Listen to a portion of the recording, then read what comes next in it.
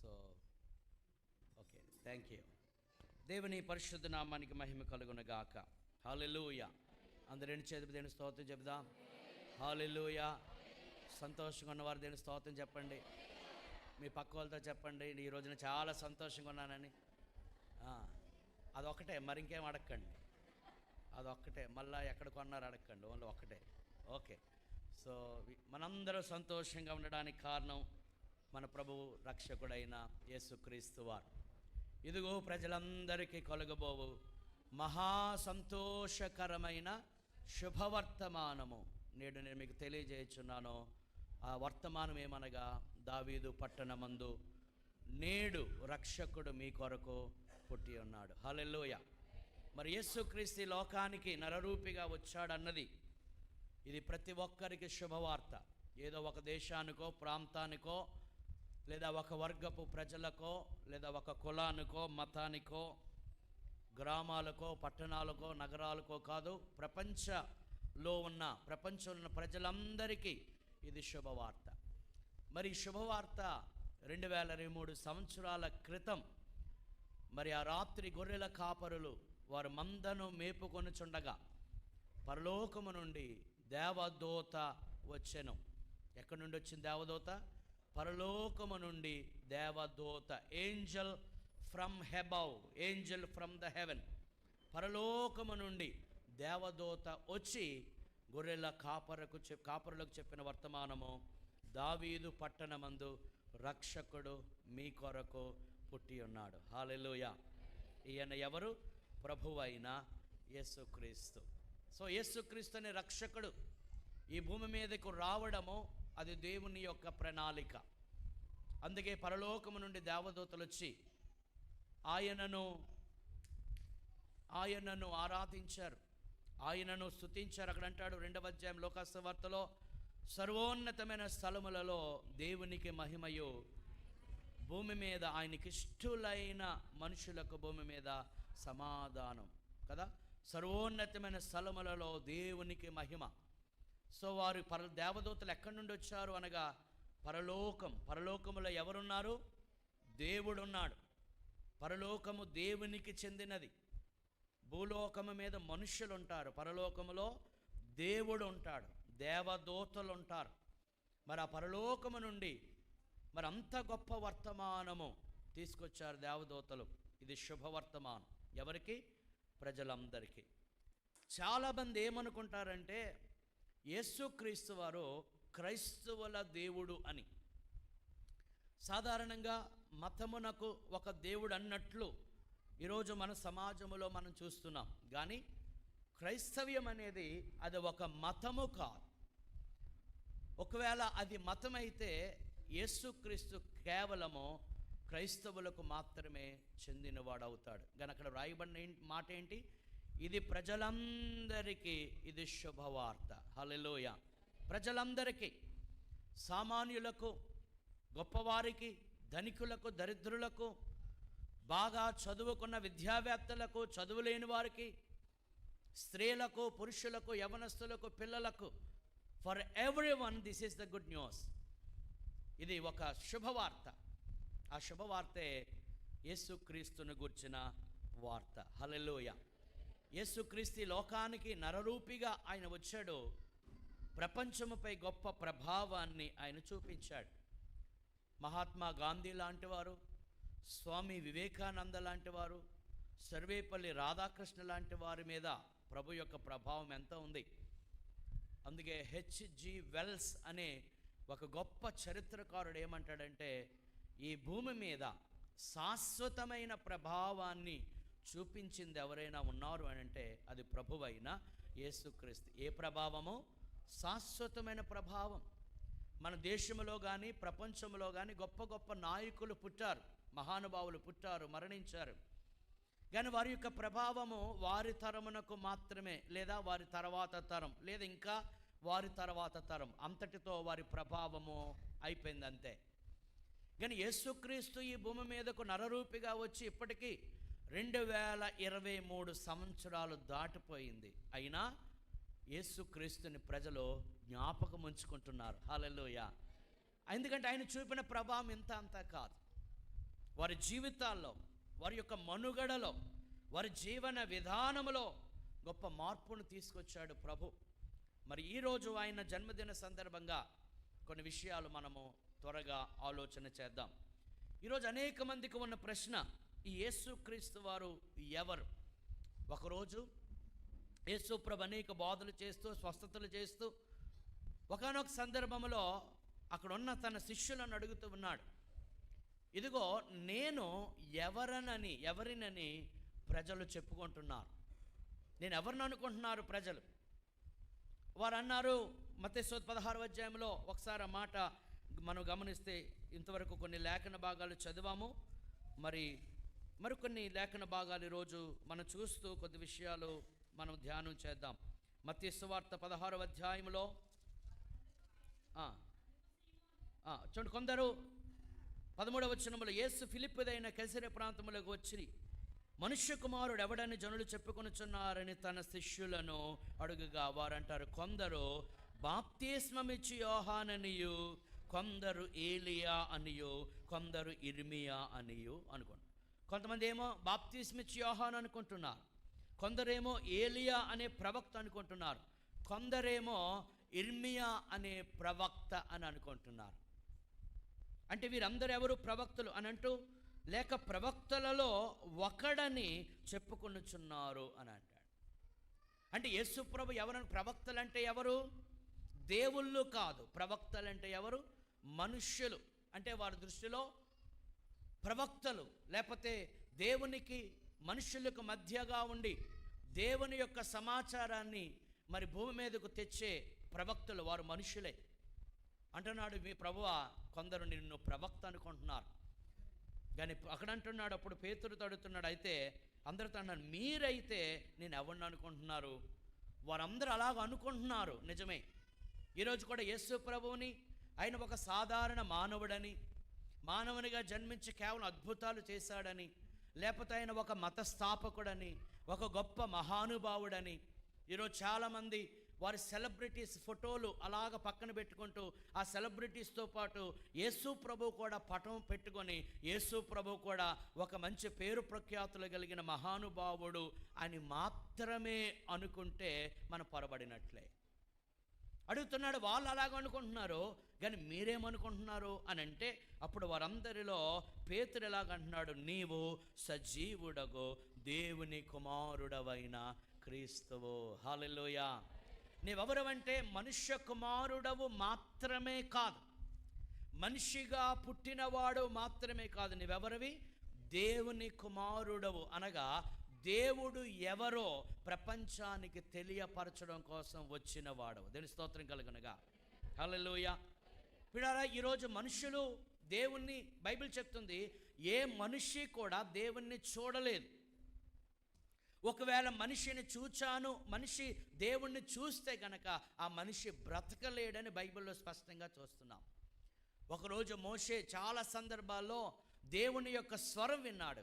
ఒకరోజు అనిపించింది, దేవా నీ స్వరం వింటున్నాను, కానీ నేను నిన్ను చూడాలని ఉంది.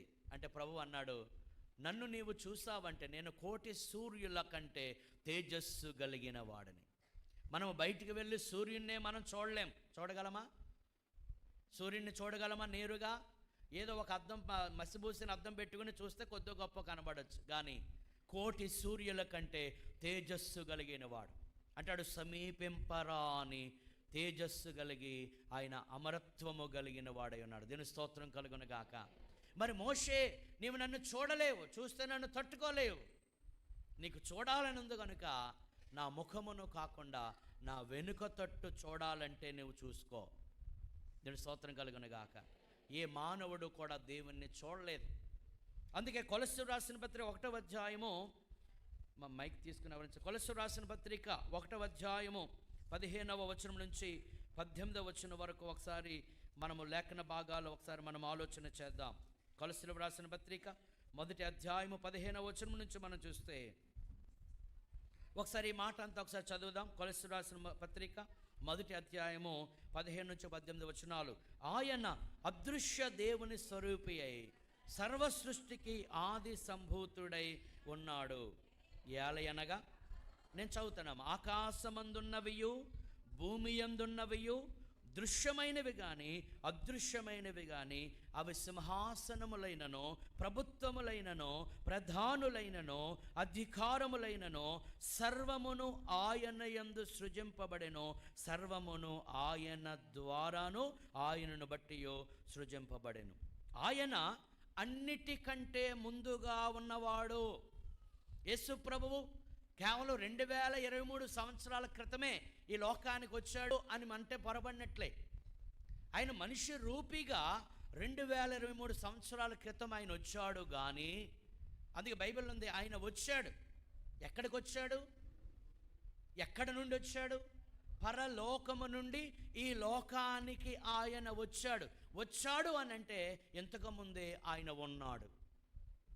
చూడండి, మీరు అందరు ఇక్కడికి వచ్చారు కదా, ఇక్కడ పుట్టలేదు మనం, ఇక్కడికి మనం వచ్చాం. ఇక్కడికి రావడానికి ముందు మరొక దగ్గర మనము ఉన్నాం.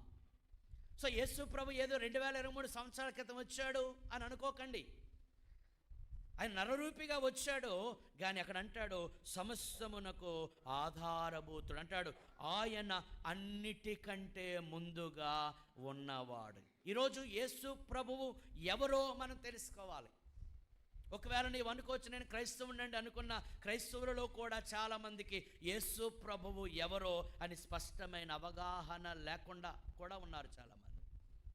అపోస్తలుడైన పౌలు అంటాడు, నేను యేసు ప్రభువును తెలుసుకోవాలి, ఆయన పునరుత్థాన బలమును తెలుసుకోవాలి, యేసు క్రీస్తును గూర్చిన అతి శ్రేష్టమైన జ్ఞానము నాకు కావాలి. హల్లెలూయా. ఈ ప్రపంచంలో అనేక రకరకాల జ్ఞానాలు ఉన్నాయి. కంప్యూటర్ నాలెడ్జ్ ఉంది, సైన్స్ నాలెడ్జ్ ఉంది, అంతరిక్షానికి మనుషులు వెళ్ళే నాలెడ్జ్ ఉంది. కానీ ఈ లోకంలో అన్ని జ్ఞానముల కన్నా గొప్ప జ్ఞానం ఏంటంటే యేసు క్రీస్తును గూర్చిన అతి శ్రేష్టమైన జ్ఞానం. సో యేసు ప్రభువుని మనం తెలుసుకున్నప్పుడు ఆయన మనం ప్రేమిస్తాం. ఆయనను మనం తెలుసుకున్నప్పుడు ఆయన మీద మనం నమ్మకం ఉంచుతాం. ఆ నమ్మకం పెరుగుతుంది. ఈరోజు ఎందుకు యేసు ప్రభువుని అనేక మంది నమ్ముకుంటున్నా కొందరు ఎందుకు నమ్మడం లేదంటే యేసు ప్రభువు ఎవరో వారికి సరైన అవగాహన ఉండడం లేదు. When you understand somebody then you can love. When you love somebody you can trust కదా. నీవు ఒకరిని అర్థం చేసుకుంటే వారిని మీరు ప్రేమిస్తారు. వారిని ప్రేమిస్తున్నారు కనుక వారి మీద ఏముంటుంది? మనకి నమ్మకం ఉంటుంది. యేసు ప్రభు ఎవరు అనుకుంటున్నారు?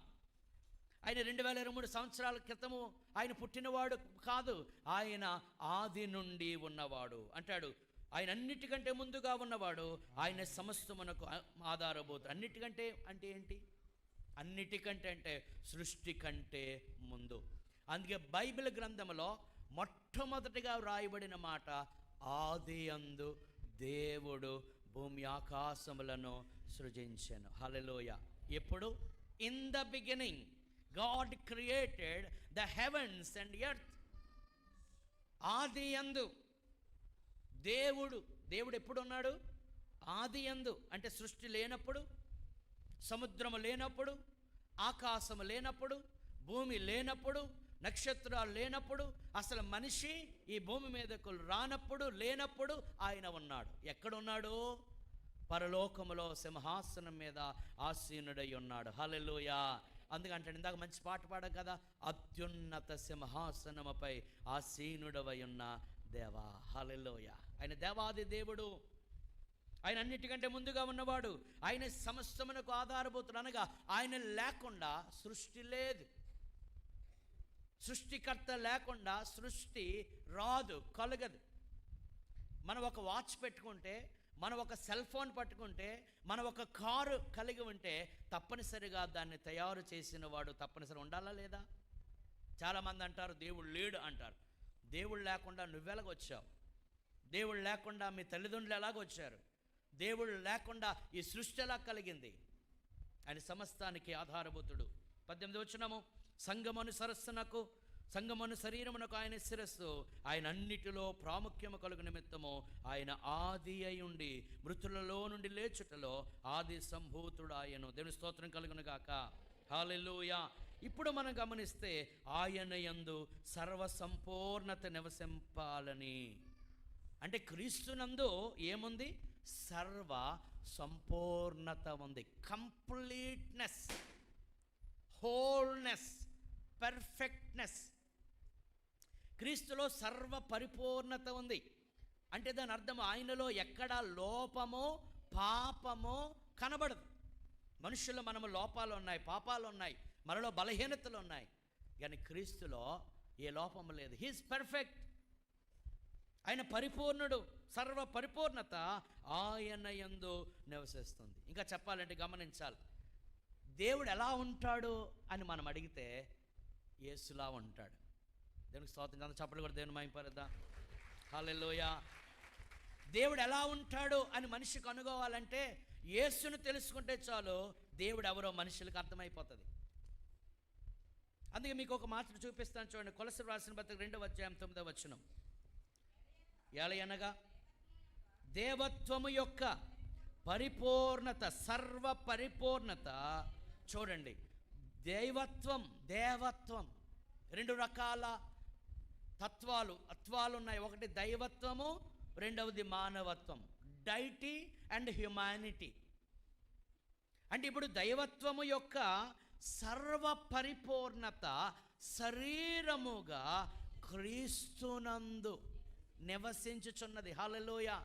అంటే దైవత్వము యొక్క కంప్లీట్నెస్ అంతా ఎక్కడుంది? దేవునిలో ఉంది, లేదా క్రీస్తులో ఉంది అని మనం గమనించాలి. ఇంగ్లీష్లో చక్కగా ఉంది, all of God was in him. దైవ సంపూర్ణత అంతా ఎవరిలో ఉంది? దేవునిలో ఉంది. దేవుని పరిపూర్ణ స్వభావం అంతా క్రీస్తులో ఉంది. ఉదాహరణకి దేవుడు పరిశుద్ధుడు. దేవుడు తప్ప ఈ ప్రపంచంలో పరిశుద్ధుడు ఎవరు లేరు. ఆ పరిశుద్ధత ఎవరిలో ఉంది? ఇది అర్థం చేసుకోవాలి మనుషులు. క్రీస్తులో ఉంది. దేవుడు శక్తిమంతుడు. ఆ శక్తి అంతా ఎవరిలో ఉంది? క్రీస్తులో ఉంది. అందుకే తుఫానును ఆయన ఆపగలిగాడు. అంటే సముద్రం ఆయన మాట వింది, తుఫాను ఆయన మాట విన్నది. చచ్చిపోయి సమాధి చేయబడిన లాజరు మరణించి సమాధిలో ఉంటే యేసు ప్రభు రమ్మని చెప్పగా అతడు వచ్చాడు. ఎందుకంటే ఆ మాటకు ఏముంది? శక్తి ఉన్నది. దేవుడు ప్రేమ కలిగిన వాడు. ఆ ప్రేమ అంతా ఎవరిలో ఉంది? క్రీస్తులో ఉంది. అందుకే ఒక ఆయన అన్నాడు, ఈ ప్రపంచంలో ప్రేమను గురించి మనం ఎన్ని కథలు రాసినా, ఎన్ని పాటలు పాడినా, ఎన్ని గ్రంథాలు రచించినా నాకు అర్థమవుతున్న విషయం ఏంటంటే ప్రేమకు నిర్వచనము యేసుక్రీస్తు మాత్రమే. హల్లెలూయా. అందరూ దేవుని స్తోత్రం చెప్దామా? ప్రేమకు నిర్వచనం. ప్రేమను నిర్వచించండి అంటే ఒకే మాటలో చెప్పచ్చు, యేసుక్రీస్తు. The definition of love is Jesus Christ. సర్వ పరిపూర్ణత ఆయనలో ఉంది. ఈరోజు ప్రియులారా, మనుషులకి ఉన్న ఆశ దేవుణ్ణి చూడాలి. ఎవరిని చూడాలి? అందుకే మనం అంటాము, నేను దేవుణ్ణి దర్శించాలి. కొంతమంది అంటారు, నేను దేవుణ్ణి దర్శించడానికి వెళ్తున్నాను, నేను దర్శనంకి వెళ్తున్నాను. ఆలోచన చేయండి, నిజంగా దేవుని దర్శించామా? దర్శనము కలిగిందా? దర్శనము కలగడం అంటే మనతో మాట్లాడడం. నీతో మాట్లాడా దేవుడు? నీ బాధను చూచాడా దేవుడు? నిన్ను పట్టించుకున్నాడా? నీ బాధను తీర్చి నీ కష్టం నుంచి నిన్ను గట్టెక్కించాడా? అది దైవ దర్శనం. దేవుని స్తోత్రం కలుగును గాక. నేను దర్శించుకొని వచ్చాను అని చెప్పి మనలో ఏ మార్పు కలగకపోతే అసలు మనకు దేవ దర్శనము కలగలేదు. సో దైవ దర్శనము కలగాలని, దేవుణ్ణి చూడాలని మనిషికి ఎంతో తపనుంది. అందుకే ఎక్కడో ఒక దగ్గర దేవుని గురించిన ఆలోచన మనిషికి ఉంటుంది. ఒకరు ఎప్పుడూ లేకపోయినా చచ్చిపోవడానికి ముందైనా ఏమంటారు? భగవంతుడా అని అంటారు, దేవా అని అంటారు. ఒకవేళ కొన్నిసార్లు ప్రాణం విసిగిపోయినైనా దేవా అసలు నువ్వు ఉన్నావా? ఏమి దేవా అన్నాడు, మళ్ళీ ఉన్నావా అనేటి? దేవా అంటే దాని అర్థం ఇంకా ఆల్రెడీ ఉన్నాడు. దేవా నీ ఉన్నావా అని అంటే మన స్టేట్మెంట్ మనమే కాంట్రడిక్ట్ చేస్తున్నాం. ఓకే, కొంచెం మనం ముందుకు వెళితే ఫ్రెంచ్ ఫిలాసఫర్, తత్వవేత్త, థియాలజియన్, వేదాంత పండితుడు, సైంటిస్ట్, శాస్త్రవేత్త, మ్యాథమెటిషియన్, గణిత పరిజ్ఞానం కలిగిన వాడు పాస్కల్, ఆయన ఏమంటాడంటే, జాగ్రత్త వినండి, in every man there is God shaped vacuum which can't be satisfied by any created things but only by God the creator made known through Jesus Christ. అంటే ప్రతి మానవునిలో దేవునికి సంబంధించిన స్థలం ఉంది. జాగ్రత్తగా వినండి మాట. ప్రతి మానవునిలో దేవునికి సంబంధించిన ఒక స్థలం ఉంది. ఆ స్థలములో దేవుడు ఉంటేనే ఆ మనిషికి సంతృప్తి ఉంటుంది. అర్థమైందా? అంటే దేవుని స్థలంలో ఎవరు ఉండాలి? దేవుడు ఉంటేనే ఆ మనిషికి సంతృప్తి ఉంటుంది. ఆ దేవుడు ఎవరనగా యేసుక్రీస్తు రూపములో ఉన్న దేవుడు అని అంటాడు ఆయన. అతను చదువులేనివాడు కాదు. ఈజ్ ద గ్రేట్ థియలాజియన్, గొప్ప వేదాంత పండితుడు, గొప్ప శాస్త్రవేత్త, ఏ గ్రేట్ మ్యాథమెటిషియన్. ఆయన చెప్తున్నమాట, దేవుడు యేసుక్రీస్తు రూపములో ఎవరి హృదయములో ఉంటాడో ఆ మనిషి భూమి మీద సంతృప్తికరమైన జీవితాన్ని జీవిస్తాడు. ఈరోజు మనుషులు దేవుణ్ణి కనుగొనాలని, దేవుణ్ణి చేరుకోవాలని రకరకాల మాధ్యమాలు ఉపయోగిస్తున్నారు. కొంతమంది రీజనింగ్ అంటాం, దేవుడు ఉంటే కనబడమను, దేవుడు ఉంటే అచ్చేయమను, దేవుడు ఇది చేస్తేనే దేవుడు అంటారు. కొంతమంది ఏమో చేయకపోతే దేవుడు కాదా? కొంతమంది అంటారు, నాన్న నువ్వు నా కారు కొంటేనే నాన్న, ఈ కారు కొనకపోతే నాన్న కాదా? మనలో మనమాట, కారు కొనకపోతే నాన్న కాదా? నీకు జన్మనిచ్చింది ఆయన కాదా? ఆయన కారు కొనలేడు, but he's God, he's your father. మీకు అర్థమవుతుందా? అలాగని దేవుడు ఏమి చేయలేనివాడు కాదు, అన్నీ చేయగలడు. కానీ ఎవరికి ఏది అవసరమో అది ఆయన చేస్తాడు. నీవడిగినది ఇవ్వనంత మాత్రాన ఆయన దేవుడు కాకపోలేదు. దేవుని స్తోత్రం కలుగునగా. హల్లెలూయా, హల్లెలూయా. ఆయన అందరికీ అన్నీ ఇవ్వగలడు, కానీ ఎవరికి ఏది అవసరమో అది ఇస్తాడు. అంతే ఒక ఆయన అన్నాడు, God does not give what ever we want, God always gives what ever we need. మనకి అవసరమైనవన్నీ అనగా మనకు కావాలనుకున్నవన్నీ ఆయన ఇవ్వడు, మనకు అవసరమైనది మాత్రమో తప్పనిసరిగా దేవుడు ఇస్తాడు. దేవుని స్తోత్రం కలుగును గాక. అందుకంటాడు, క్రీస్తు తన ఐశ్వర్యం చొప్పున తన మహిమలో మీ ప్రతి అవసరతను ఆయన తీరుస్తాడు. సో మనిషికి సాటిస్ఫాక్షన్ అనేది ఎప్పుడు వస్తుందంటే, మనిషి హృదయంలో ప్రభు ఉన్నప్పుడు. నీవు ప్రశ్నలు ఏదో వేసుకొని దేవుడైతే అలా ఉండాలి, దేవుడైతే ఇచ్చేయమని అప్పుడే నేను నమ్ముతాను అనుకుంటే ఇట్ విల్ నాట్ వర్క్. కొంతమంది దేవుణ్ణి మతం ద్వారా కనుక్కోవాలనుకుంటున్నారు. మతము ద్వారా కూడా దేవుని మనం కనుగోలేం. మతము ఒక మత్తుమందు వంటిది. మతము పేరున ఈరోజు ఈవెన్ మన దేశంలో కూడా మారణ హోమాలు జరుగుతున్నాయి. కానీ మనందరం తెలుసుకోవలసిన విషయము, క్రైస్తవ్యం అనేది మతము కాదు. క్రైస్తవ్యం అనేది the relationship with the God creator. Hallelujah. క్రైస్తవ్యం అనేది మతము కాదు. క్రైస్తవ్యం అనేది సృష్టికర్త అయిన దేవునితో సంబంధం. అందుకే దేవుడు ఎంత గొప్ప దేవుడు అండి. మనతో సంబంధం పెట్టుకోవాలని, మనతో సహాసం చేయాలని పరలోకాన్ని విడిచిపెట్టి ఈ భూమి మీదకు ఆయన వచ్చేస్తాడు. అందుకంటాడు ఆయన పేర్లలో ఒక పేరు ఇమ్మానుయేలు. ఇమ్మానుయేలు అనగా ఏంటి? God is with us. Emmanuel అంటే ఏంటి? దేవుడు మనతో ఉన్నాడు. ఎవరు దేవుడు? మనతో ఉండివాడే దేవుడు.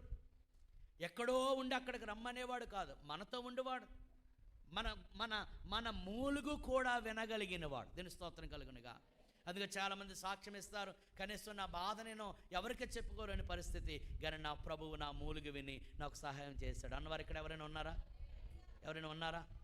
ఎందుకంటే ఆయన మూలుగును వినగలిగినంత సమీపంగా ఉన్నాడు.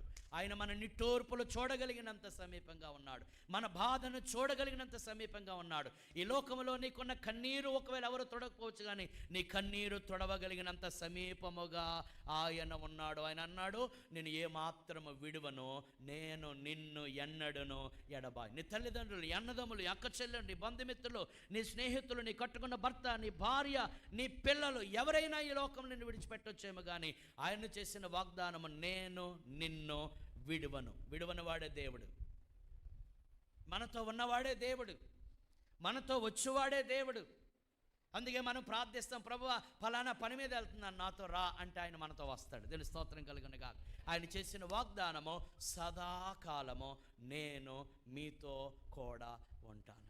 అందుకే దేవుని పిల్లలు దేనికి భయపడరు. ఎందుకంటే కీర్తనకాడు అంటాడు కదా, గాఢాంధకారపు లోయలో సంచరించిన నేను భయపడను, ఎందుకనగా నీవు నాకు తోడుగా ఉన్నావు. God is with us. దేవుడు ఎవరు అనగా మనతో ఉండేవాడు దేవుడు. ఆ దేవుణ్ణి యేసుక్రీస్తు వారు బయలుపరిచాడు. దేవుడిని మనిషి చూడలేదు, దేవుని స్వరము వినలేడు మనిషి, దేవుణ్ణి చేరుకోలేడు. అందుకే దేవుడు ఎవరో మనకు చూపించుట కొరకు ఆయన యేసుక్రీస్తు వారి లోకానికి ఆయన వచ్చాడు. అందుకే మనం ఇందాక చదివాము, ఒకరోజు యేసు ప్రభు అన్నాడు, యోహాను సువార్త 8వ అధ్యాయము 58వ వచనం. యోహాను సువార్త 8వ అధ్యాయం 58వ వచనము. యేసు అబ్రహాం పుట్టక మునిపే నేను ఉన్నానని మీతో నిశ్చయముగా చెప్తున్నాను. చూడండి, యేసు ప్రభు అంటున్నాడు, అబ్రహాము పుట్టక మునిపే నేను ఉన్నానని. యేసు ప్రభు ఏమో అబ్రహాం గురించి మాట్లాడుతున్నారు. వారందరూ అబ్రహాం సంతానం అంటున్నారు. మేము అబ్రహాం పిల్లలు అన్న ప్రభు అంటాడు, మీరు అబ్రహాం పిల్లలైతే మీ పనులు ఎలాగా ఉండవు అని అంటున్నాడు. వారు అబ్రహాం గురించి మాట్లాడుతున్నప్పుడు అందరూ వింటున్నారు దేవుని స్తోత్రం చెప్పండి. అబ్రహాం గురించి మాట్లాడుతున్నప్పుడు ప్రభు అంటాడు, నేను అబ్రహామును నేను చూచాను అన్నాడు. వాళ్ళు స్టన్ అయిపోయారు. యేసు ప్రభుకి పట్టుమని 30 సంవత్సరాలు కూడా లేవు అప్పుడు. కానీ ఏమంటున్నాడు, నేను అబ్రహామును చూచి. అబ్రహాము కొన్ని వేల సంవత్సరాల క్రితంలో చెందినవాడు. అబ్రహాము, ఇస్సాకు, యాకోబు కొన్ని వేల సంవత్సరాల క్రితం చెందినవాడు. ఇప్పుడు యేసు ప్రభు ఏమంటున్నాడు, నేను అబ్రహామును చూచాను అంటాడు. వాళ్ళు ఆశ్చర్యపోయారు. అంటే దాని అర్థం ఏంటి? అబ్రహాము కన్నా ముందుగా ఉన్నాడు ఈయన. దీని స్తోత్రం కలుగునగాక. హల్లెలూయా.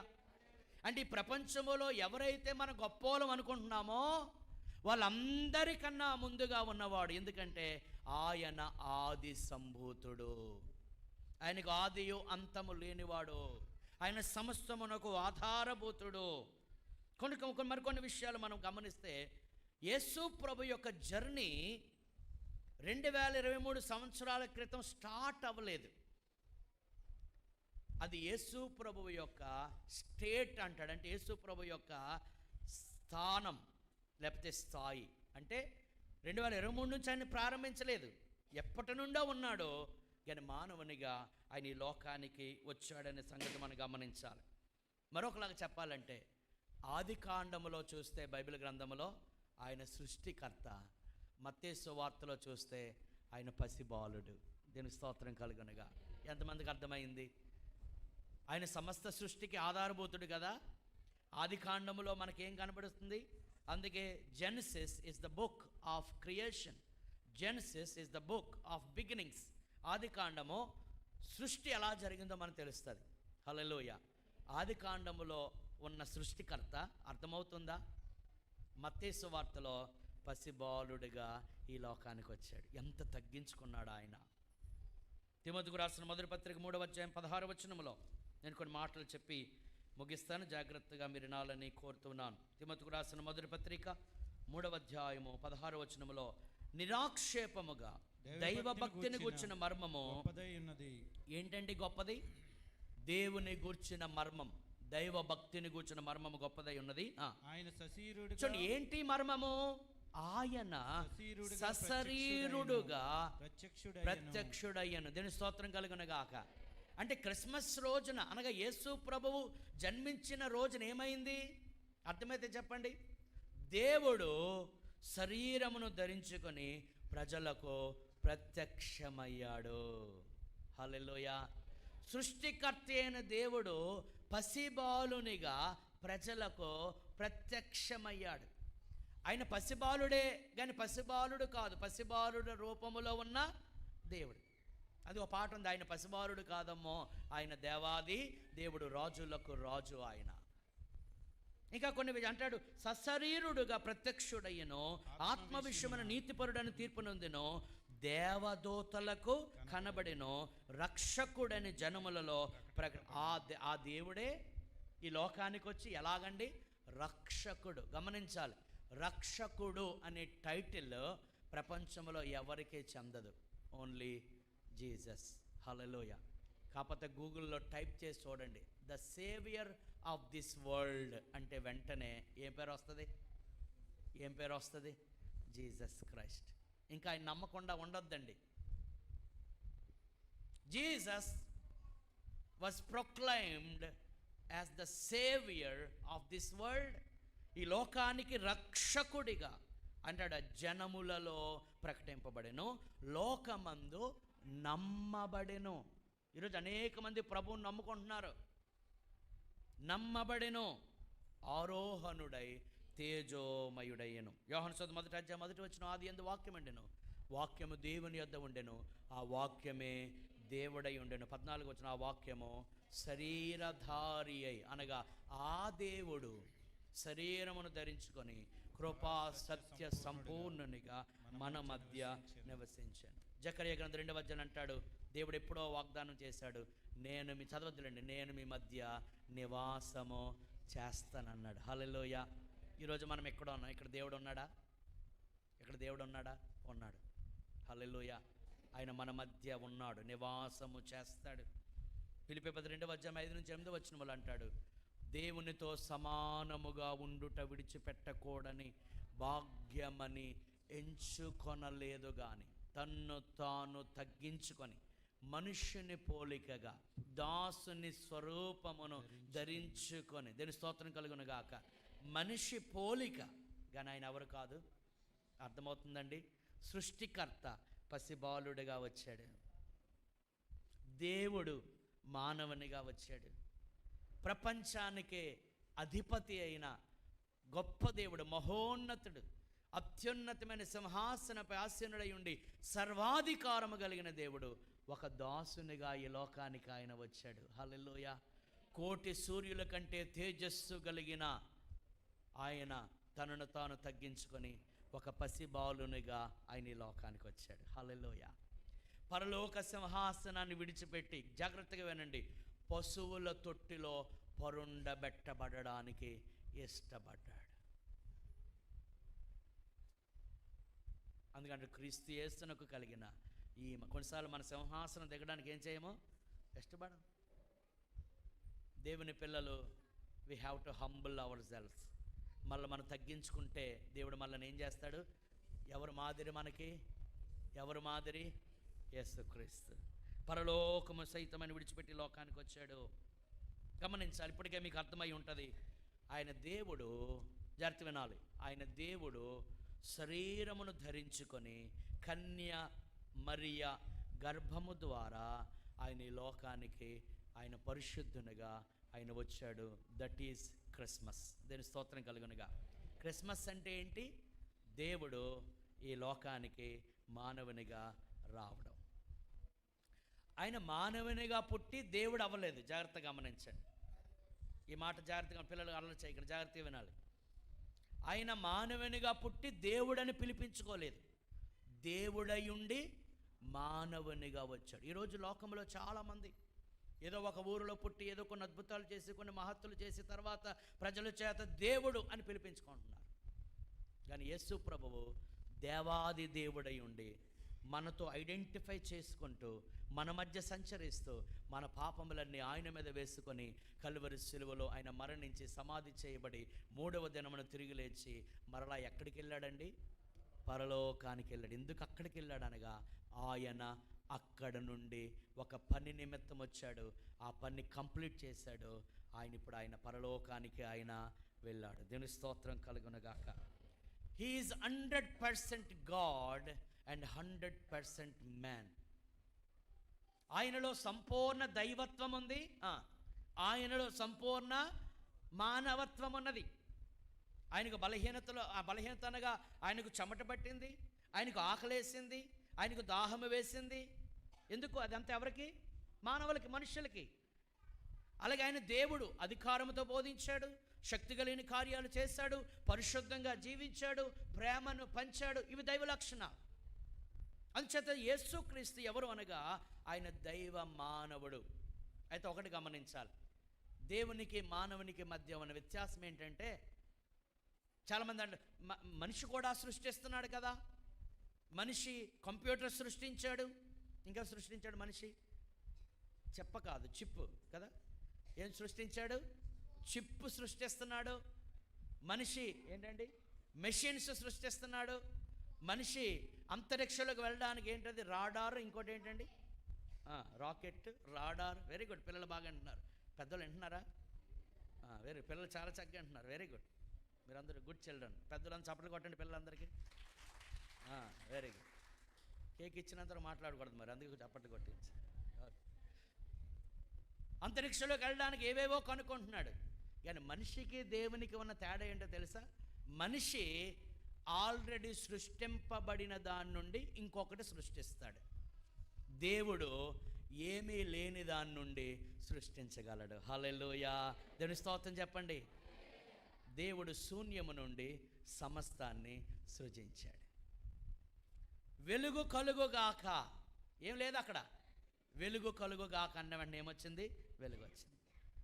భూమి ఆకాశం లేదు, శూన్యం.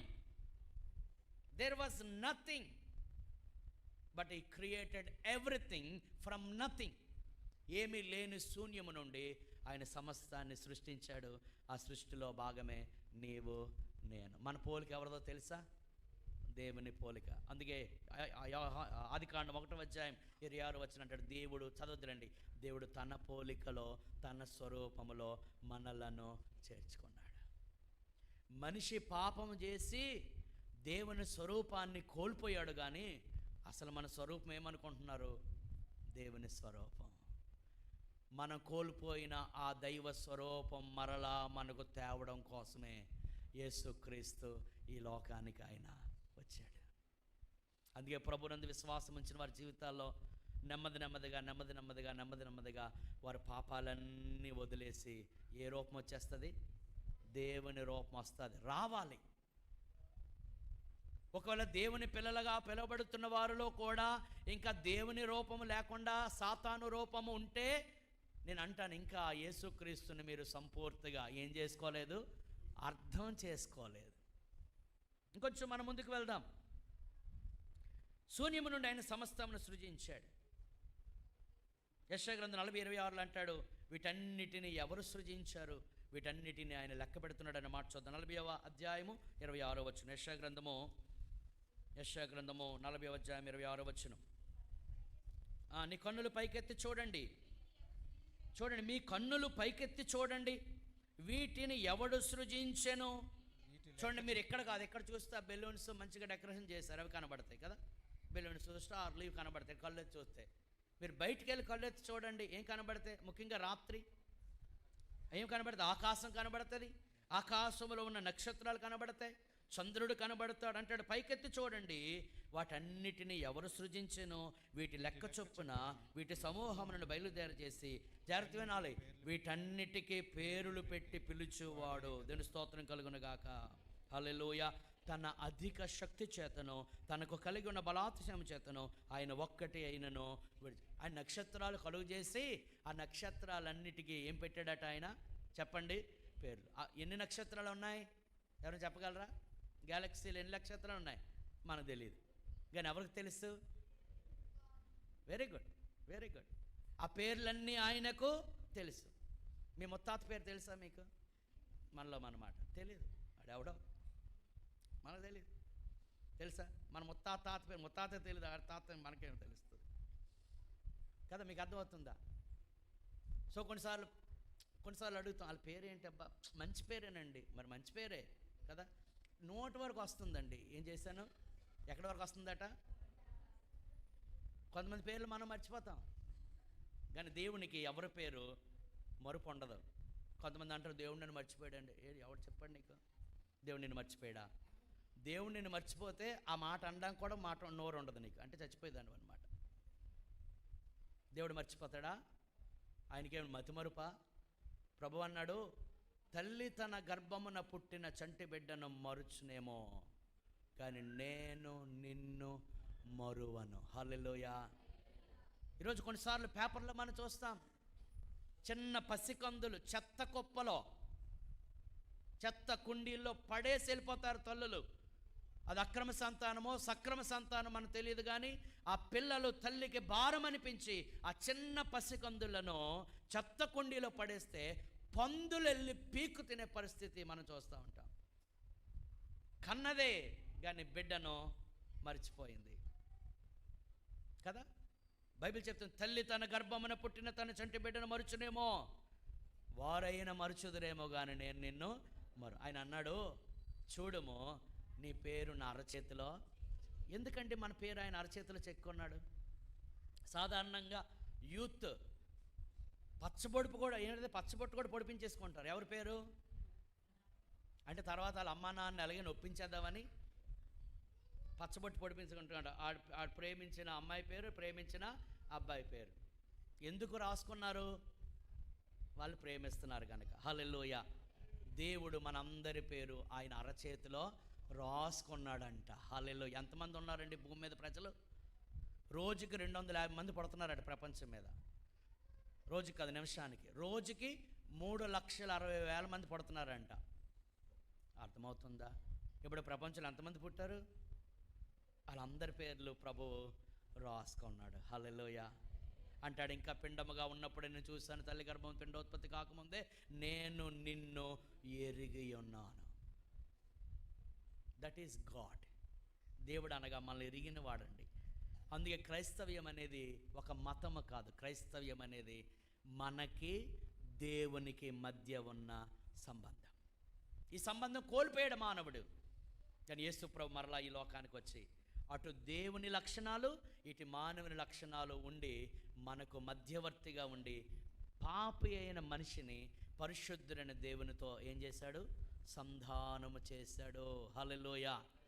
ఎవరైతే యేసునందు విశ్వాసం ఉంచుతారో, ఎవరైతే యేసునందు విశ్వాసం ఉంచి వారి పాపాలు కడగబడతాయో వారికి దేవునికి మధ్య సంబంధం ఏర్పడుతుంది. వారు ప్రార్థిస్తే దేవుడు అంటాడు, వారి కన్నీరు కారిస్తే దేవుడు తుడుస్తారు, వారి బాధల్లో ఉన్నప్పుడు ఆయన పట్టించుకుంటాడు, వారి కష్టంలో ఉన్నప్పుడు వారి పక్కనే ఉండి వారిని ఆదరిస్తాడు. ఎందుకనగా క్రీస్తుని కలిగి ఉండుట అనగా దేవునితో మనం ఏం కలిగి ఉండడం అండి? సంబంధము కలిగి ఉండటం. దేవుని స్తోత్రం కలుగును గాక. కొలస్సీయులకు రాసిన పత్రిక 1వ అధ్యాయం, నేను ముగింపులోకి వచ్చాను. కొలస్సీయులకు రాసిన మొదటి పత్రిక 1వ అధ్యాయము, ఇందాక మనం చదవం 18 వచ్చినాము. ఆ 19 చదవండి అమ్మా. ఆయన యందు సర్వ సంపూర్ణత నివసింపవలననియు ఆయన సిలువ రక్తము చేత సంధి చేసి. హల్లెలూయా. ఆయన కలువరి సిలువలో ఆయన ఏం చేశాడు? మరణించి. ఒక ఆయన అన్నాడు, జాగ్రత్త వింటున్నారా? కలువరి సిలువ 2 చేతులు చాపడం అంటే ఒకవైపు మానవ జాతి, మరొక వైపు దేవుడు. దీని స్తోత్రం కలుగునుగా. హల్లెలూయా. ఈ రెండింటికి మధ్యవర్తి. ఆయనలో దైవ లక్షణాలు ఉన్నాయి, మానవ స్వభావం. ఈ రెండింటికి మధ్యవర్తిగా ఉండి కల్వరి సిలువలో తన ప్రాణాన్ని పెట్టి మనలను దేవుణ్ణి జత కలిపాడు ఆయన. ఆ పని చేసిన తర్వాత ఎక్కడికి వెళ్ళిపోయాడు ఆయన? పరలోకానికి వెళ్ళిపోయాడు. దేవుని స్తోత్రం కలుగునుగాక. పాపులను రక్షించడానికి ఎందుకు వచ్చాడు ఆయన? అంత గొప్ప దేవుడు తను తగ్గించుకుని లోకానికి ఎందుకు వచ్చాడంటే పాపులను రక్షించుటకు క్రీస్తు యేసు లోకానికి వచ్చారు. చాలామంది అంటారు, దేవుని ఎరుగిన వారు పాపులను రక్షించడం ఏంటి? పాపులను శిక్షించాలి కదా. బాబు, పాపులందరినీ శిక్షించకపోతే నువ్వు కూడా ఉండవు. ఎందుకంటే నువ్వు కూడా ఎవరు? అందుకంటాడు దుష్ట శిక్షణ, శిష్ట రక్షణ. దుష్టులను శిక్షించాలి, శిష్టులు అనగా మంచోళ్ళని రక్షించాలని అనుకుంటే మంచోళ్ళు ఎవరు ఈ భూమి మీద? పాపం చేసినంత మాత్రాన వారిని అగ్నిగుండంలో పడేస్తే తండ్రి ఎలాగ అవుతాడు? అర్థమవుతుందా? మనం ఎవ్వరూ నశించిపోవడం ఆయనకి ఇష్టం లేదు. మన నరకమునకు వెళ్ళడం ఆయనకి ఇష్టం లేదు. అగ్నిగుండంలో పడిపోవడం ఆయనకి ఇష్టం లేదు. అందుకే మనం రక్షించడానికి ఆయన ఈ లోకానికి వచ్చాడు. దేవుని స్తోత్రం కలుగును గాక. హల్లెలూయా, హల్లెలూయా.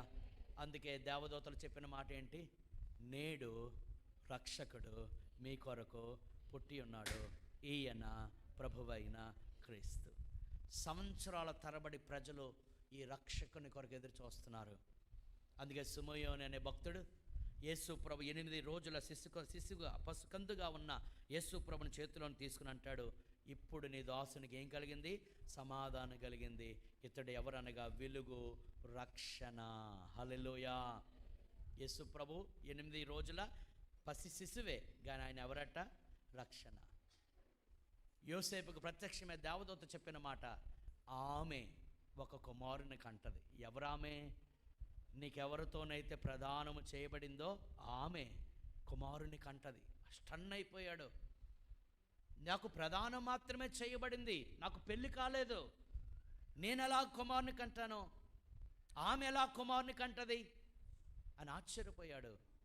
లేదు, ఆమె పరిశుద్ధాత్మ శక్తి వలన, దేవుని శక్తి ఆమెను, సర్వోన్నతుని శక్తి ఆమెను కమ్ముకొనుడు గనుక పుట్టబోవు శిశువు ఎవరు? పరిశుద్ధుడు.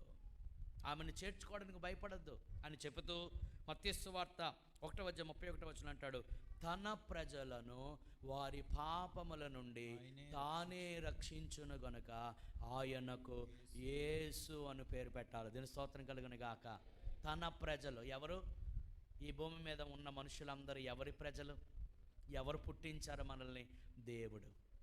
దేవుడు తన ప్రజలను తానే చెప్పండి రక్షించుకుంటాడు. ఎలాగ రక్షించాలి? జాగ్రత్త వినండి మాట. ఎలాగ రక్షించాలి? అగ్నిలో పడిపోయిన వ్యక్తిని నేను బయట నుండి కబుర్లు చెప్తే వస్తాడా బయటికి? నీటిలో పడిపోయిన వ్యక్తిని నేను బయట నుండి సలహాలు ఇస్తే వస్తాడా బయటికి? నీటిలో ఉన్న పడిపోతున్న వ్యక్తిని నేను రక్షించాలంటే నేను నీటిలోనికి వెళ్ళాలి. హల్లెలూయా. దాని స్తోత్రం కలుగును గాక. హల్లెలూయా. అగ్నిలో పడిపోతున్న వ్యక్తిని రక్షించాలంటే నేను అగ్నిలోనికి వెళ్ళి వాడిని లాగాలి. అలాగే దేవుడు అక్కడ నుండి మేము రక్షిస్తాను అని చెప్పలేదు, కానీ అక్కడ నుండి భూమి మీదకు వచ్చి మన రక్షణార్థమై తన పరిశుద్ధ రక్తాన్ని ఆయన చిందించారు. మనందరం నమ్ముతున్నాం, మన దేశంలో ఇంకా ఎక్కువగా నమ్ముతారు, పాపం పోవాలంటే పశువుల రక్తం, పక్షుల రక్తం చిందించబడాలి అని. కానీ ఆ రక్తము మనకన్నా చిన్నది, అల్పమైనది. అందుకే మనలాంటి మానవుడు కానీ ఆయనలో పరిశుద్ధత ఉండాలి. పరిశుద్ధత ఎవరిలో ఉంది? కేవలం దేవుళ్ళలోనే. హల్లెలూయా, హల్లెలూయా. అందుకే ఆ దేవుడైన యేసుక్రీస్తు మనందరి పాపముల కొరకు కల్వరి సిలువలో తన పరిశుద్ధమైన రక్తాన్ని ఆయన చిందించాడు. హల్లెలూయా. బైబిల్ చెప్తుంది, యేసు రక్తము ప్రతి పాపము నుండి మనలను పవిత్రులనుగా చేస్తుంది. ఈ ప్రపంచంలో మన పాప పరిహారము కొరకు రక్తం చిందించిన వారు, మరణించి సమాధి చేయముడో తిరిగి లేచిన వారు ఎవరు లేరు, కానీ మన ప్రభు అయిన యేసుక్రీస్తు మాత్రమే. త్వరగా యేసు ప్రభు నువ్వు తెలుసుకొని ఆయన అంగీకరిస్తే నీకు వచ్చే ప్రయోజనాలు ఒక 4 చెప్పి నేను ముగిస్తాను. మొదటిగా 2 కొరింథీయులకు రాసిన 2వ పత్రిక 9:15 ఒక మాట చూద్దాం.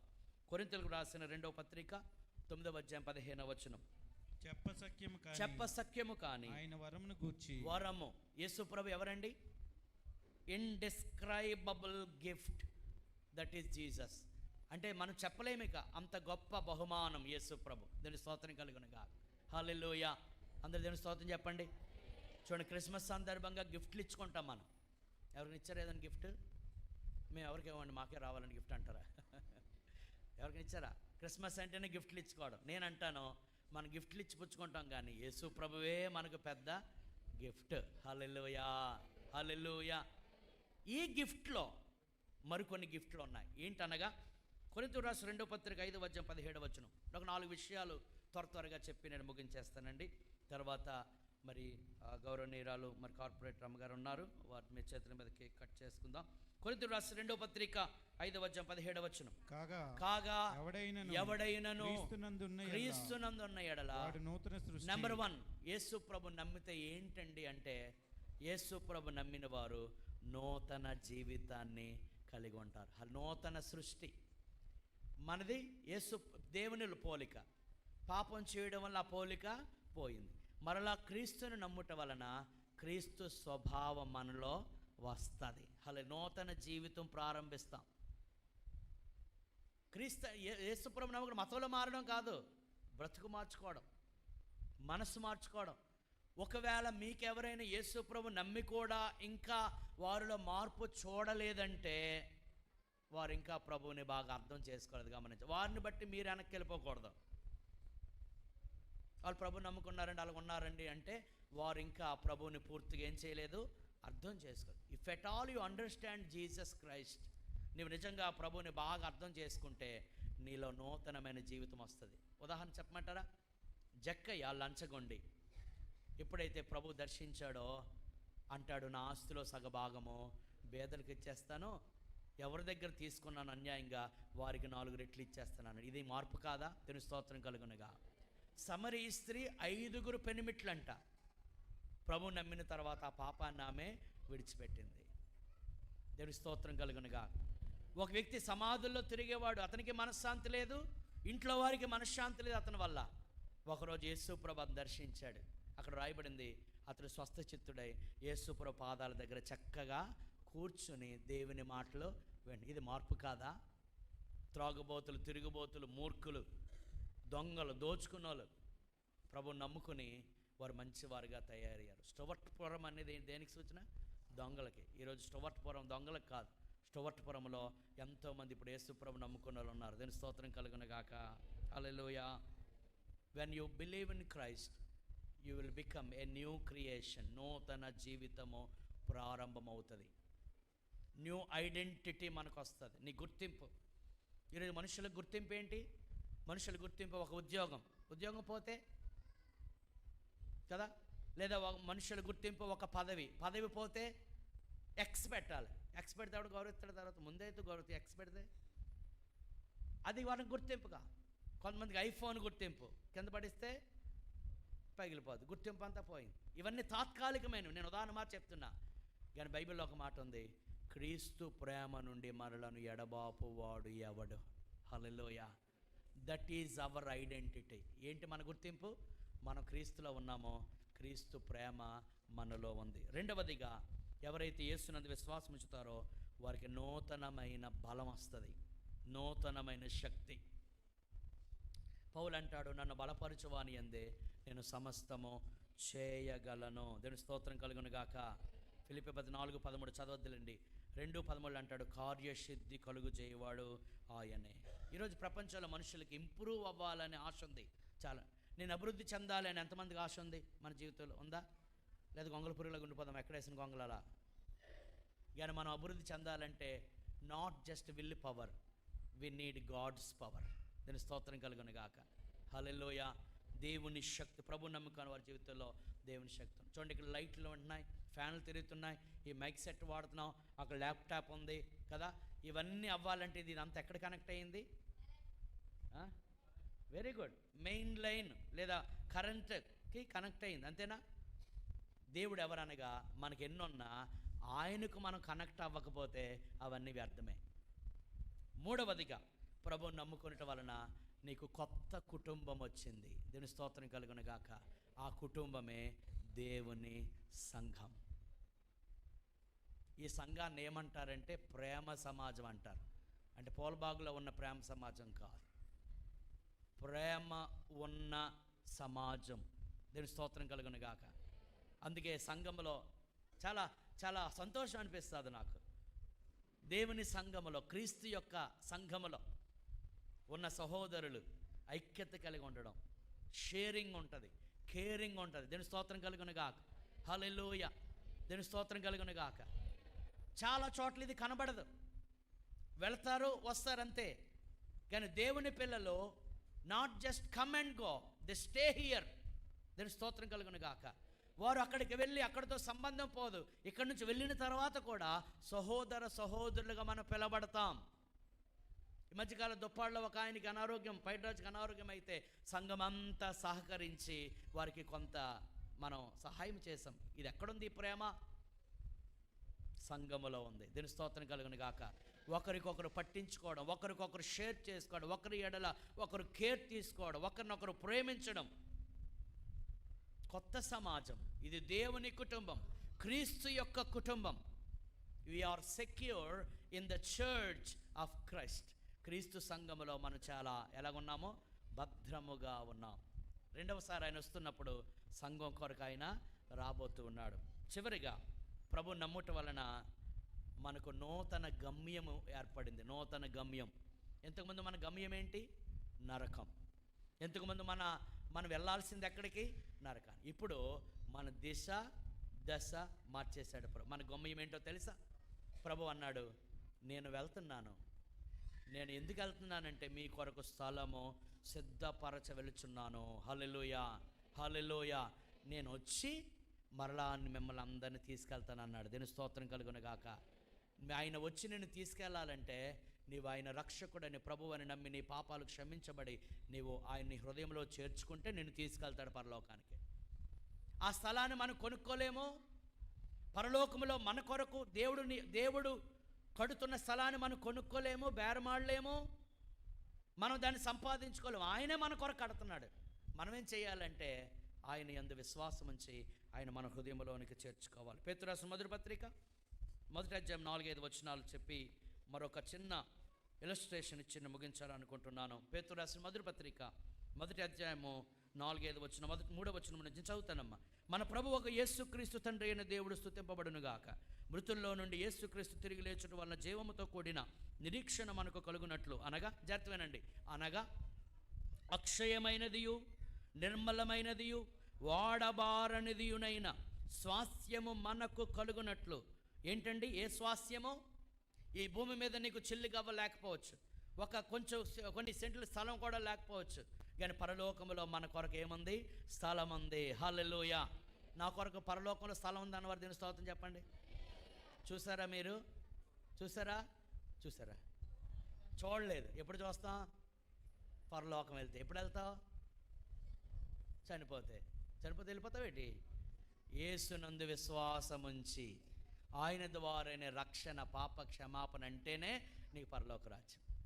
హల్లెలూయా, హల్లెలూయా. ఇది పరలోక రాజ్యంలో పరిశుద్ధులకు తప్ప పాపులకు ప్రవేశము లేదు. ఆయన మరలా వస్తున్నాడండి. ఆయన వస్తాడని ప్రవక్తలు చెప్పారు, వచ్చాడు. తన పని చేసుకుని పరలోకం వెళ్ళిపోయాడు. మరలా ఆయనే వస్తానన్నాడు కనుక ఆయన తప్పనిసరిగా వస్తాడు. నీ కొరకే ఆయన వస్తాడు. వచ్చి నేను తీసుకెళ్ళి ఏం చేస్తాడంటే, అక్షయమైనది నీకున్న స్థలం, ఇల్లు, భూమి మీద ఏదైనా ఉంటే అది క్షయమైపోద్ది, పాడైపోతుంది. కానీ పరలోకములో నీకు స్థలం, నీకున్న గృహం అది అక్షయమైనది, నిర్మలమైనది, అందులో మలినము లేదు, వాడబారినది ఆయన స్వాస్థ్యము మనకు కలుగునట్లు ఆయన తన విశేషము చొప్పున మనలను ఏం చేశాడండి? మరలా జన్మింపజేసిన. దేవుని స్తోత్రం కలుగునుగాక. హల్లెలూయా, హల్లెలూయా. 5వ వచనం, కడవరి కాలమందు బయలుపరచబడుటకు సిద్ధముగాను రక్షణ మీకు కలిగినట్లు విశ్వాసము ద్వారా. మరి పరలోకం నీకు ఎలాగొస్తుంది? ఎన్ని డబ్బులు పెట్టి కొనుక్కోవాలి? ఎంత బంగారం ఇస్తే నీకు పరలోకం వస్తుంది? నువ్వేమి చేయాల్సిన అవసరం లేదు.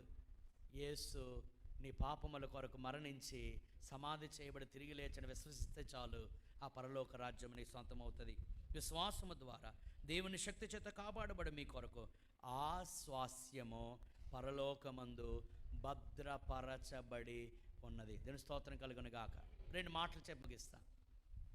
మీరు ఎక్కడో గూగుల్లోనో యూట్యూబ్లోనో చాలా అందమైన స్థలం చూశారు కదా, చాలా బాగుంది, బ్యూటిఫుల్గా ఉంది. కొండలు, సెలయేర్లు, చెట్లు, ఇంకా చెప్పండి మౌంటైన్స్, స్నోఫాల్ అన్నీ ఉన్నాయి. మీరు అనుకున్నారు అక్కడికి వెళ్ళాలని. మళ్ళీ టైప్ చేశారు how to go to this place, ఎలాగ వెళ్ళాలి ఈ ప్లేస్కి. అక్కడ ఆన్సర్ వచ్చింది, no airplane, no train, no bus.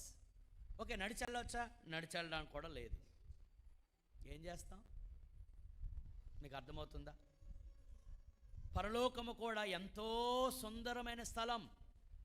అక్కడ అంటాడు బంగారు వీధులు. మీరు ఇప్పుడు బంగారానికి అక్కడ పెట్టుకుంటున్నారు. అక్కడ అసలు ఆ వీధులే ఏంటంట? బంగారుమయం. దేని స్తోత్రం కలుగునుగా. ఇప్పుడు బంగారం ఎక్కడ పెట్టుకుంటున్నారు? అప్పుడు బంగారం మీద వీధుల్లో మనం నడుస్తాం. దేని స్తోత్రం కలుగునుగాక. మరి ఆ స్థలానికి వెళ్ళాలంటే మార్గం ఏంటి మరి? ప్రభువు అన్నాడు, నేనే మార్గం, నేనే సత్యం, నేనే జీవం, నా ద్వారా తప్ప ఎవడు ఆ పరలోకానికి వెళ్ళలేడు. హల్లెలూయా, హల్లెలూయా. మార్గం చూపించడానికి ఆయన ఈ లోకానికి వచ్చాడు. గమనించండి, యేసు ప్రభు మతం స్థాపించడానికి రాలేదు. ఆయనకేదో వెనకాల కొంతమంది మనుషులను పోగేసుకోవడానికి రాలేదు. ఆయన నరకానికి పోతున్న నిన్ను రక్షించి పరలోకానికి చేర్చడానికి ఆయన తన్ను తాను తగ్గించుకున్న నరరూపిగా ఆయన ఈ లోకానికి వచ్చాడు. ఒక ఇలస్ట్రేషన్ చెప్పి ముగిస్తా. క్రిస్మస్ సందర్భంగా ఒక విద్యార్థి, చిన్నపిల్లోడు, బాలుడు తన టీచర్కి మంచి గిఫ్ట్ ఇద్దాం అనుకున్నాడట. చాలా ఆలోచించాడు, మా టీచర్కి ఏం గిఫ్ట్ ఇవ్వాలి, ఏం చేయాలో తెలియలేదు. అంత డబ్బున్నోడేమి కాదు, కానీ టీచర్కి ఏమి ఇవ్వాలి చెప్పండి? గిఫ్ట్ ఇవ్వాలి. అతనికి ఎందుకు అనిపించింది, వాళ్ళ పట్టణమో ఊరో కొంచెం అంటే కొన్ని రోజులు నడవాలి, అంత దూరంలో సముద్రం ఉంది. ఆ సముద్రంలో షెల్ అంటాం, గవ్వలు, అందమైన గవ్వ.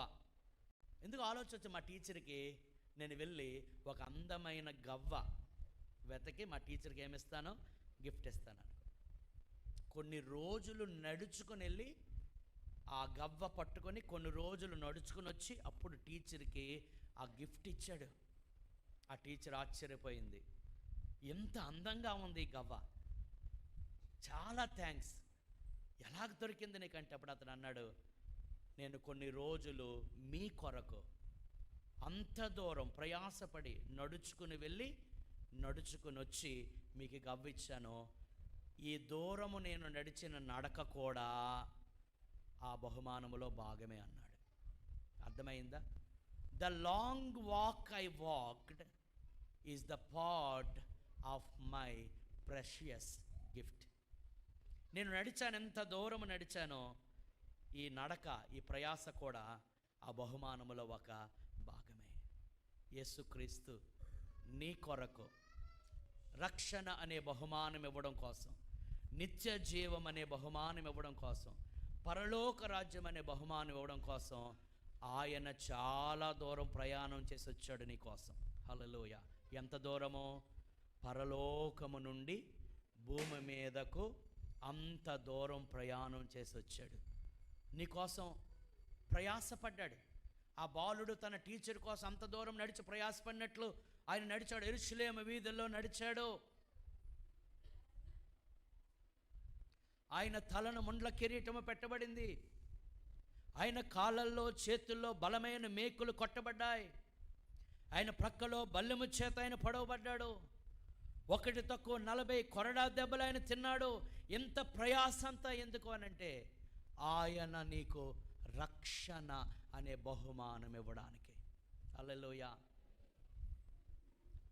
ఇంత గొప్ప దేవుడైన యేసయ్యను నువ్వింకా తృణీకరిస్తూ, ఈ యేసు మాకు కాదు, ఈ యేసు ప్రభు మాకొద్దు అని అనుకుంటే నిన్ను రక్షించే వారికి ప్రపంచంలో ఎవ్వరూ కూడా లేరు. నీ కొరకే వచ్చాడు ఆయన. చాలామంది అంటారు, యేసు ప్రభు దేవుడైతే ఆయన సిలువలో ఎందుకు మరణించాలి, సిలువను తప్పించుకొని పారిపోవచ్చు కదా అంటారు. గమనించండి, ఆయన తప్పించుకొని వెళ్ళిపోగలడు. తుఫాను ఆపగలిగిన వాడు, చచ్చిపోయిన వాడిని బ్రతికించగలిగిన వాడు, ఎన్నో అద్భుతాలు చేసిన వాడు సిలువను తప్పించుకొని పారిపోలేడా? పారిపోగలడు. కానీ ఆయన సిలువ మీదే వేలాడాడు. ఎందుకంటే నీ కొరకు బలియాగం అవ్వడానికి. హల్లెలూయా. ఈరోజు నువ్వు అది గ్రహించకపోతే you will miss the heaven. గమనించండి, రేపు మనది కాదు, నేడే మిక్కిలి అనుకూలమైన సమయం. నీ జీవితాన్ని మార్చుకో. ఆయనను రిజెక్ట్ చేయొద్దు, ఆయన్ను తృణీకరించొద్దు, ఆయన్ను యాక్సెప్ట్ చేయి. నీ హృదయంలోకి ఆహ్వానించు. జీవితం, కొత్త జీవితం వస్తుంది, కొత్త అవన్నీ ఆయన ఇస్తాడు. కానీ అన్నిటికంటే ముఖ్యంగా నీ గమ్యాన్ని మార్చడానికి ఆయన వచ్చాడు. దీని స్తోత్రం కలుగునుగాక. మన హృదయాలను సమర్పించుకుందాం. దేవుడి మాటలను మన వెనుకల్లో దీవించునుగాక. అందరూ తల్ల వంచి కళ్ళు మూసుకుని ప్రార్థనలో ఏకీభవించుదు. అందరూ కళ్ళు మూసుకోండి. ఈ మధ్యాహ్నం ప్రభు మనతో మాట్లాడాడు, ప్రభు మనల్ని దర్శించాడు. ఈరోజు ప్రభువు నిన్ను కోరుకుంటున్నాడు. నీ జీవితమైన సమర్పించుకో. అందరు కంట్లు మూసుకోనండి. నీ జీవితమైన సమర్పించుకో. ప్రియ సహోదరి, ప్రియ సహోదరుడా, నీ జీవితమైన సమర్పించు. అందరిని చేతులు పైకెత్తి. ఇంకా ప్రభువుకు దూరంగా ఉండొద్దు. ఆయన ఇంకా మానవుడే అని నువ్వు అనుకుంటే, ఇంకా అందరిలో ఒక్కడు అని నువ్వు అనుకుంటే నువ్వు పొరబడుతున్నావు సుమా. ఆయన ఆది సంభూతుడు, ఆధారభూతుడు, ఆయన సృష్టి కంటే ముందుగా ఉన్నవాడు, ఆయన సృష్టి ఆరంభము కంటే ముందుగా ఉన్నవాడు. మన జీవితాన్ని సమర్పించుకుంటూ ప్రార్థించేద్దాం. హల్లెలూయా. అందరిని చేతుల పైకెత్తి, దేవా నా హృదయంలోనికి రండి, నా జీవితంలోనికి రండి. నాయనా, నీవు గొప్ప దేవుడు తండ్రి, నన్ను మార్చగలిగిన దేవుడు, నన్ను పరలోకానికి చేర్చగలిగిన దేవుడు. నాయనా, నీవు సృష్టికర్త అయిన దేవుడవయ్యా. నీకు వందనాలు, వందనాలు, వందనాలు, వందనాలు. నీ శక్తి గొప్పది, నీ శక్తి గొప్పది, నీ బలము గొప్పది, నీ జాలి గొప్పది, నీ ప్రేమ గొప్పది. నీలాంటి గొప్పవారు ఈ లోకంలో ఎవరు లేరయ్యా. మాకు దొరికావు, నీకు వందనాలు. మాతో ఉన్నావు, నీకు వందనాలు. మాకు దూరంగా ఉండేవాడు కాదు, మాకు దగ్గరగా ఉండేవాడు. యవన బిడ్డలారా, మీ జీవితాలు ప్రభుకు సమర్పించుకోండి. దిశ దశ గురి గమ్యం లేని జీవితాలను మార్చగలడు యేసయ్య. ఆయన అంత శక్తిమంతుడైన దేవుడు. మన హృదయాలు ప్రభుకు సమర్పించుకుందాం, ప్రార్థించాలి. ఈ వాక్యము మన హృదయంలో ఫలించులాగున, ఆ వాక్య ప్రకారం మనం జీవిస్తూ ప్రభు రాకడ కొరకు సిద్ధపరచులాగున ప్రార్థించేద్దాం. పాస్టర్ గారు చిన్న ప్రార్థన చేస్తారు. ప్రార్థనలో మనం ఏకీభవించుదాం. అందరూ కళ్ళు మూసుకొని ప్రార్థించి. స్తోత్రం స్తోత్రం పరిశుద్ధుడా, మీకు వందనాలు, స్తుతులు, స్తోత్రాలు ప్రభా. నా తండ్రి, ఈ దినం ప్రభా నేను మీ యొక్క జన్మదిన సందర్భంగా నేను నిన్ను ఆరాధించడానికి ప్రభా, స్తుతించడానికి ప్రభా మీరు మాకు ఇచ్చిన ధన్యతను బట్టి నీకు వందనాలు. సంఘంతోనూ అలాగే అనేక మంది మా తండ్రి బిడ్డలతో నేను కలిసి నాయన నీ మందిరంలో చేరి ప్రభా నాయన ఈ ఆనందంలో మాకు అందరికి పాలునిచ్చినందుకు నీకు వందనాలు ప్రభా. నా తండ్రి నీకు స్తోత్రాలు. నీ శ్రేష్టమైన వాక్కును మీరు మాకు అనుగ్రహించారు ప్రభా, మీకు వందనాలు తండ్రి. నాయన ఎందు నిమిత్తం నాయన నీ లోకానికి వచ్చావో ప్రభా, నా తండ్రి ఎంతో స్పష్టంగా నాయన మా అందరితో మీరు మాట్లాడారు, మీకు వందనాలు. నా తండ్రి ఈ మాటలు ప్రభా ప్రతి ఒక్కరి హృదయంలో ఫలింప చేయండి, ఆలోచింప చేయండి ప్రభా, నీకు స్తోత్రాలు తండ్రి. నాయన నీ వాక్యం ఎంతో శక్తి కలిగినది ప్రభా. నాయన నీవు మరలా రానై ఉన్నావు తండ్రి ప్రభా, నీకు స్తోత్రాలు. ఎవరైతే నీ యందు విశ్వాసం ఉంచుతారో నీవు నా దేవుడవని, నీవు నా పాపముల కొరకు మరణించావని, నీ ద్వారా మాత్రమే పాప క్షమాపణ మాకు కలిగి నిత్య జీవాన్ని పొందుకుంటామని ఎవరైతే హృదయంలో విశ్వసిస్తారో నమ్ముతారో ప్రభా, నైనా వారికి నైనా నీవు రక్షణనిచ్చి ప్రభా పరలోక రాజ్యంలో ప్రభా వారికి స్థానమును నీవు సిద్ధపరుస్తానని వాగ్దానం చేశావు ప్రభా. ఇంకా నా తండ్రి ఇక్కడ కూర్చున్న వారిలో ఎవరైనా ఇంకా నిన్ను ఎరుగని వారు ఉంటే ప్రభా నైనా నా తండ్రి మమ్మల్ని అందరినీ ప్రేమిస్తున్న దేవుడవు, మమ్మల్ని అందరినీ పుట్టించిన దేవుడవు, మా కన్న తండ్రివి నీవే ప్రభా, నీకు స్తోత్రాలు. నేను తండ్రి యొద్దకు ప్రతి ఒక్కరు చేరుటకు నైనా వారి హృదయములను మీరు తెరవమని అడుగుచున్నాం. వారి హృదయంలో నీకు స్థానం ఇవ్వడానికి ప్రభా నీవు ప్రేరేపించమని, ఆకర్షించమని, దర్శించమని నీ సన్నిధిలో ఈ సమయంలో ప్రార్థిస్తున్నాము తండ్రి. నువ్వు మేలు చేసే దేవుడవు, కనికరము గల తండ్రివి నాయన, ప్రేమ కలిగిన దేవుడవు తండ్రి, నీకు స్తోత్రాలు. మమ్మల్ని అందరిని ఎంతగానో ప్రేమిస్తున్నావు ప్రభా. నైనా నీవు మమ్మల్ని ప్రేమిస్తున్నావు కనుకనే ప్రభా నేను ఈ భూలోకం మీద మేము ఇంకనూ జీవిస్తున్నాము తండ్రి, నీకు స్తోత్రాలు. మీరు ఇచ్చిన సమయాన్ని, అవకాశాన్ని సద్వినియోగం చేసుకొని నేను ఈ భూమిపై నైనా మేము బ్రతికి ఉండగానే ప్రభా నిన్ను అంగీకరించి పరలోక రాజ్యాన్ని మేము స్వతంత్రించుకోవడానికి నీ సహాయం దయచేయండి ప్రభా. నైనా నీకు స్తోత్రాలు, నైనా వందనాలు. నేను అనేక మంది హృదయాల్లో మీరు కార్యము జరిగిస్తున్నారని నమ్ముచున్నాము తండ్రి, మీరు దర్శించబోతున్నారని నమ్ముచున్నాం ప్రభా. అనేక మందికి మీరు రక్షణ ఇవ్వబోతున్నారని మేము నమ్ముచున్నాము తండ్రి, నీకు స్తోత్రాలు ప్రభా. నేను ఇక్కడ కూర్చున్న ప్రతి బిడ్డను పేరు పేరున మీరు దీవించండి, ఆశీర్వదించండి ప్రభా. నైనా సేవకులు నా తండ్రి నైనా ప్రభా ఆత్మాభిషేకముతో నేను ఇచ్చిన వాక్కును బట్టి మీకు వందనాలు. నేను బిడ్డను దీవించండి, ఆశీర్వదించండి, ఆరోగ్యం ఆయుష్నివ్వండి ప్రభా. ఇంతవరకు క్రమముగా మర్యాదగా మీరు జరిగించినందుకు మీకే కృతజ్ఞతాస్తుతులు చెల్లిస్తూ యేసు పరిశుద్ధ నామమున ఈ ప్రార్థన అడుగుచున్నాము తండ్రి.